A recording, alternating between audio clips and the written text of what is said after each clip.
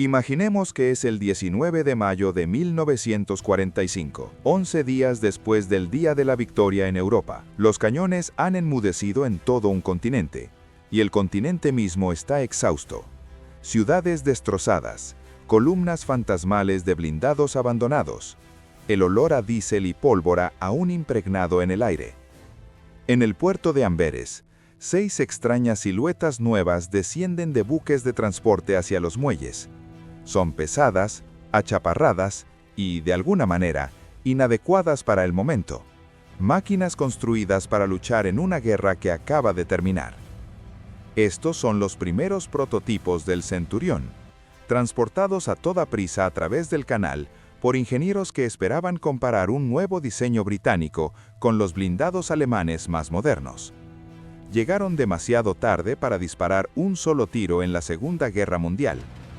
En las semanas siguientes, muchos analistas militares se encogen de hombros y relegan esos 6 tanques a las notas a pie de página de la historia.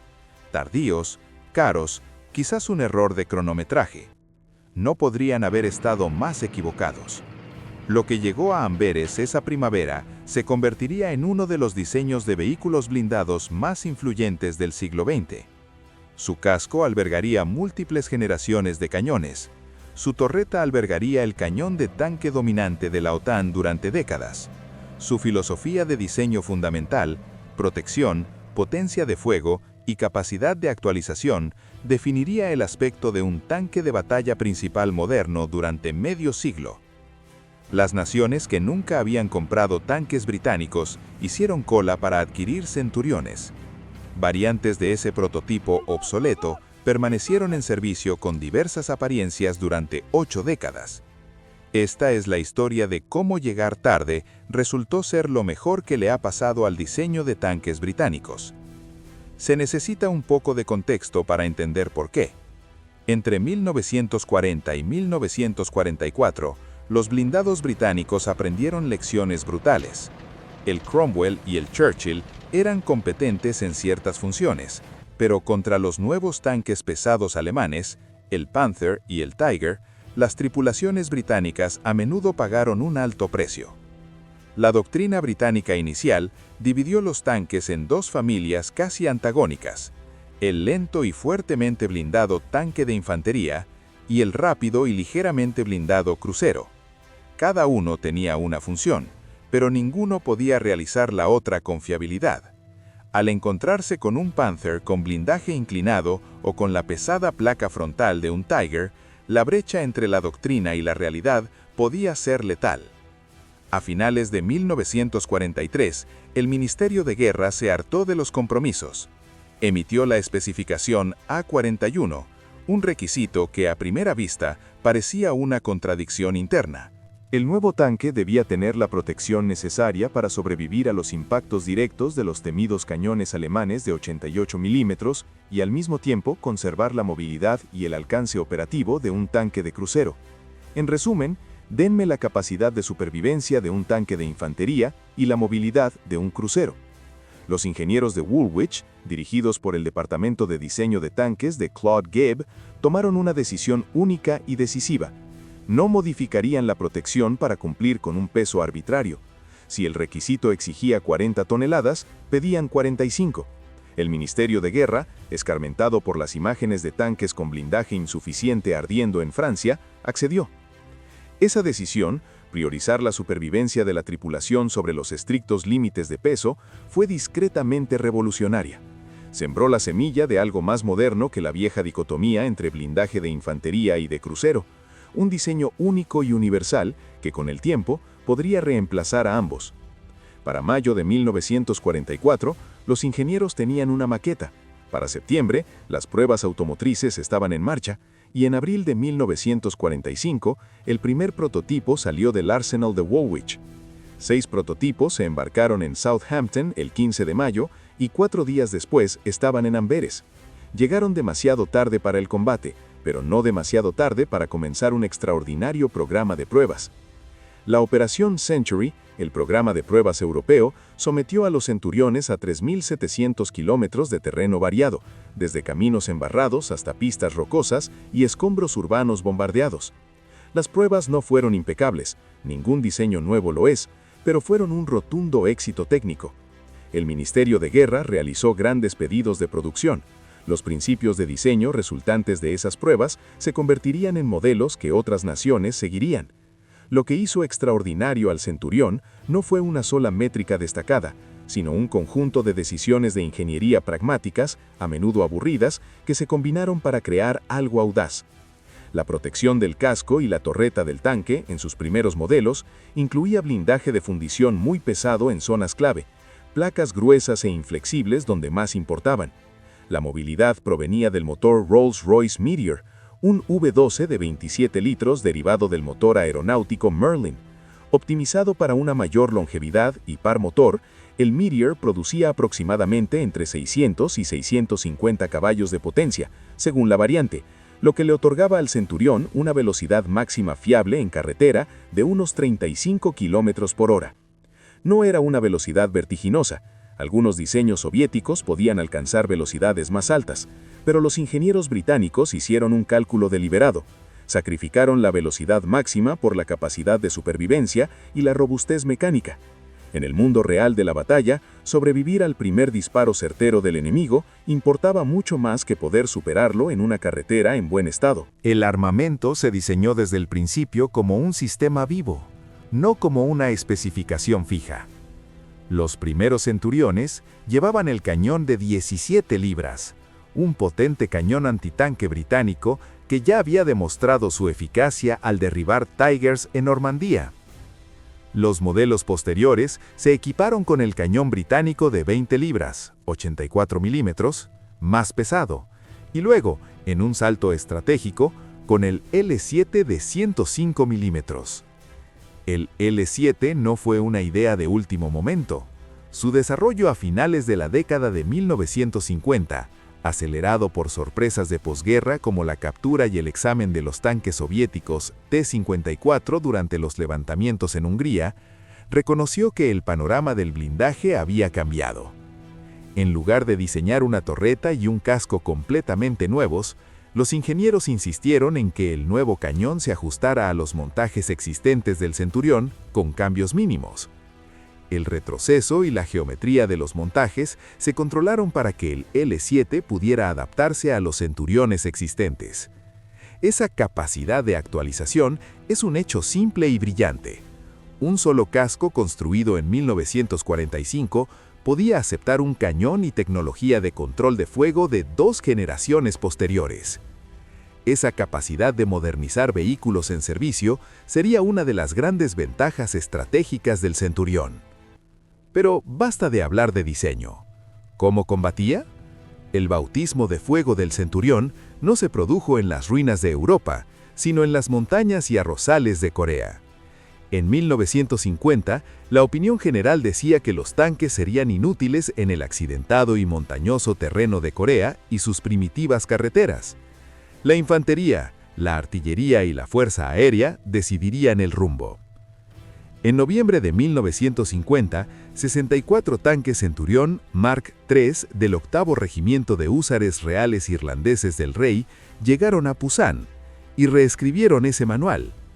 En el río Imjin, en abril de 1951, los Centuriones proporcionaron fuego de cobertura y potencia de fuego móvil que permitió a las maltrechas formaciones británicas y de la Commonwealth retirarse y reorganizarse.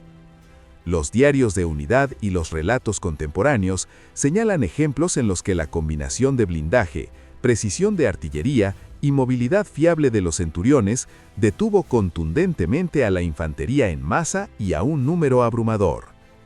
Los oficiales que los vieron en acción informaron que, donde un tanque podía llegar, era territorio de tanques, incluso si eso implicaba crestas y terreno accidentado que los mapas no indicaban como accesibles. Si Corea demostró que el Centurión podía operar donde la doctrina lo impedía, los combates indo-pakistaníes de 1965 demostraron cómo un tanque flexible, correctamente utilizado y combinado con tácticas inteligentes, podía explotar los errores del enemigo.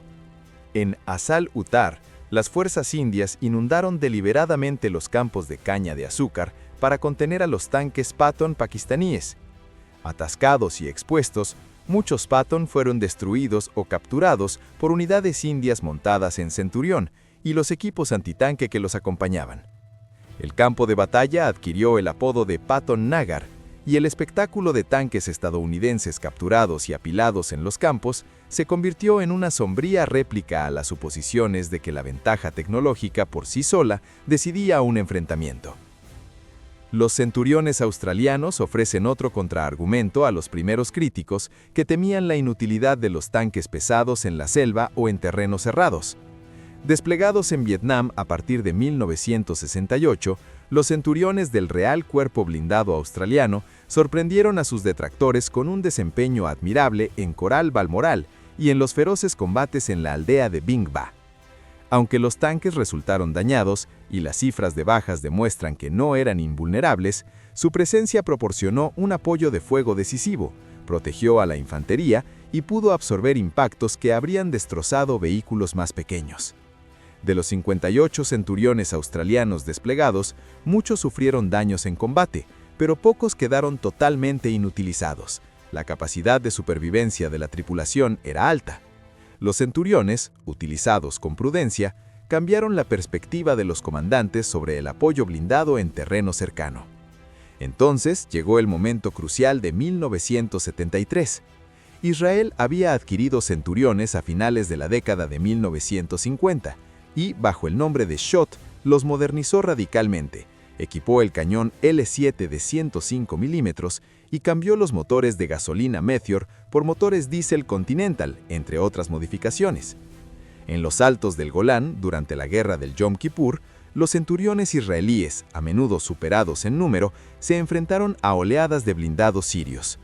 En el Valle de las Lágrimas, un puñado de brigadas blindadas, con menos de 100 tanques, resistieron los asaltos de varios cientos de tanques sirios en un brutal combate cuerpo a cuerpo. Los relatos de los combates hablan de tripulaciones que luchaban ronda tras ronda, con comandantes como Avigdor Kalalani y Zvi Greengold, cuyas acciones se convirtieron en leyenda en Israel, exigían un precio muy alto a los atacantes. Factores como la precisión superior del L7, la mejor depresión del cañón que permitía posiciones de casco bajo, el entrenamiento superior de la tripulación y una doctrina de defensa agresiva con armas combinadas influyeron.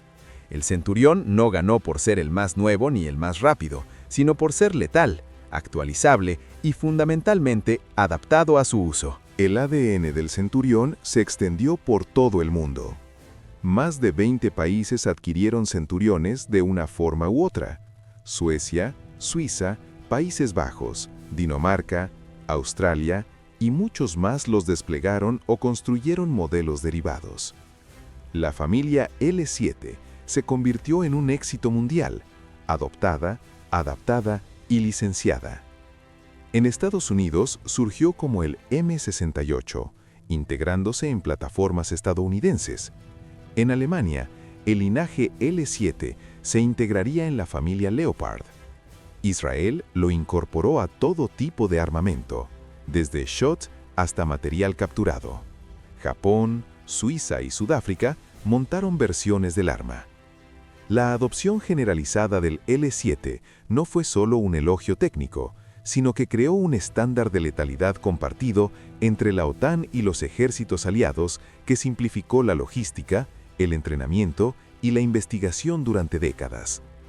La historia de Sudáfrica es especialmente reveladora sobre el potencial de actualización del Centurión.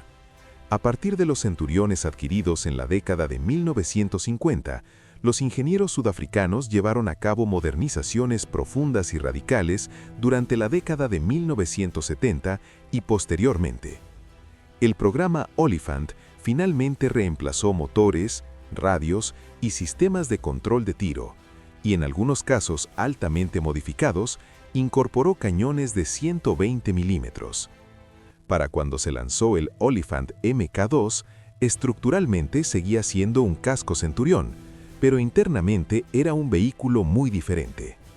Esa capacidad de ser rediseñado, reconstruido y readaptado fue una consecuencia deliberada de la filosofía de diseño original del tanque: construir el casco y la torreta para que duraran y luego dejar que las mejoras proporcionaran una letalidad cambiante. Una anécdota que parece mitológica, pero que es cierta, captura tanto la durabilidad del tanque como el fervor experimental de la época. El 15 de octubre de 1953, en Emu Field, en Australia Meridional, un Centurión, número de serie 169041, fue posicionado a solo unos cientos de metros de la zona cero de la Operación Totem, una prueba nuclear atmosférica de 9,1 kilotones. El tanque se mantuvo en funcionamiento con la munición a plena carga. Al pasar la explosión, había sido empujado hacia atrás unos metros, con los faldones laterales desprendidos y la óptica arenada, las antenas arrancadas y las placas esparcidas cientos de metros. 3 días después, las tripulaciones lo encontraron, aún caliente y, sorprendentemente, con el motor parado únicamente por falta de combustible. Tras la descontaminación y reparación, volvió al servicio e incluso entró en combate. Ese Centurión ahora se encuentra en un museo como uno de los únicos tanques que sobrevivió a una explosión nuclear y posteriormente combatió en el campo de batalla. Un símbolo literal e improbable de robustez. Nada de esto glorifica la perfección del Centurión.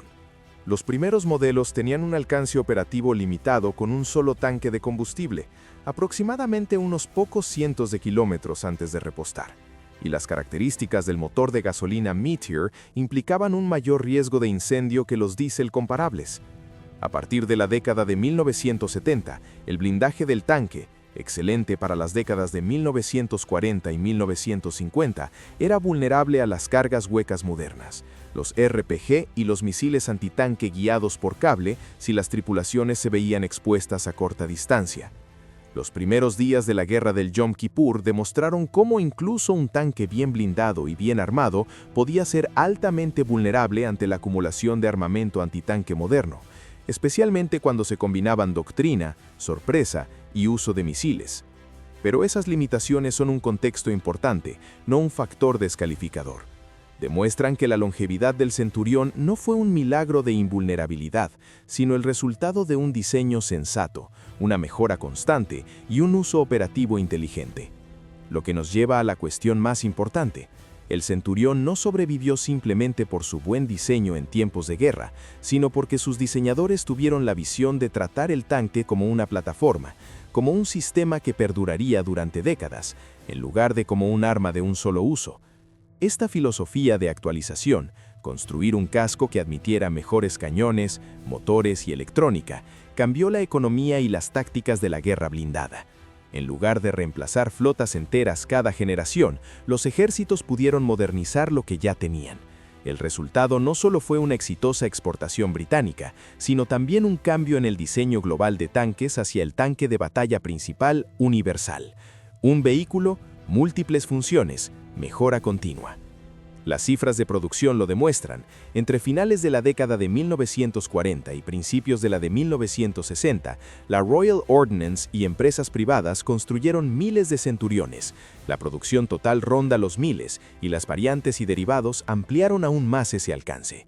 Sirvieron desde diciembre de 1946 en unidades británicas, regimientos de la OTAN en Europa, regimientos australianos en Vietnam y unidades israelíes e indias en múltiples guerras. El Centurión luchó en Corea, Vietnam, las guerras árabe-israelíes, las guerras indo-pakistaníes y en las largas y complejas campañas del sur de África. Su cañón, el L7 y su familia, se convirtió en el estándar occidental, integrándose en plataformas en Estados Unidos, Alemania, Israel y otros países. Entonces, ¿por qué es importante esta lección histórica? Porque el Centurión demuestra algo simple e incómodo.